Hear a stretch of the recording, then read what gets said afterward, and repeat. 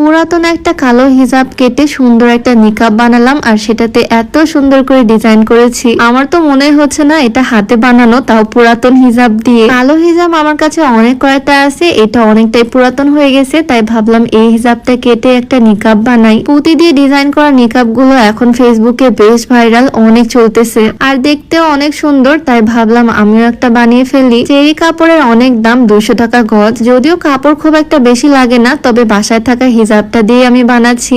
একটা হিজাব দিয়ে 2-3টা নিকাব হয়ে যাবে, খুব একটা কাপড় লাগে না। এই নিকাব গুলোর অনলাইনে দাম প্রচুর, তাই আমি ভাবলাম না কিনে নিজে একটা বানাই পুরাতন একটা হিজাব কেটে। 21 ইঞ্চি মতো কাপড় আমি কেটে আলাদা করে নিলাম, এই কাপড়টা দিয়ে আমি নিকাব বানাবো। এই কাপড়টাকে আমি সুন্দর করে এখন মাপ করে কেটে নিচ্ছি। 15.5 ইঞ্চিতে আমি মার্ক করে নিলাম। ডাবল পার্টের কাপড়টা এক পাশে আছে 15.5 ইঞ্চি আর লম্বালম্বি ভাবে আছে 10.5 ইঞ্চি। এই মাপেই হবে নিকাবটা। দেন আমি বাকি কাপড় থেকে কপালের অংশটাও আলাদা করে নিয়েছি। এখানে আমি প্রায় 17.5 ইঞ্চির মতো নিছি, আর মোটায় আমি নিছি ভাঁজ করার পর 3 ইঞ্চি। খুব ইজিলি আমি এটা কাট করে ফেলছি। দেখো অলরেডি একটা শেপ চলে আসছে, আর বাকি বেঁচে যাওয়া কাপড়টা দিয়ে আমি 2টা ফিতা মেক করে নিছি। এই তো খুবই সহজে কাটাকাটি একদম ডান। কপালের অংশটা একটু শক্ত করার জন্য আমি এখানে পেস্টিং বক্রমটা নিয়ে নিলাম। কাপড়ের উপর রেখে আয়রন করলে এই বক্রমটা খুব ইজিলি আটকে যায়। আমার তো কাটাকুটির যা কাজ ছিল সব ডান, এখন জাস্ট সেলাই করে নিলেই হয়ে যাবে। প্রথমে আমি ফিতা 2টা সেলাই করে নিচ্ছি।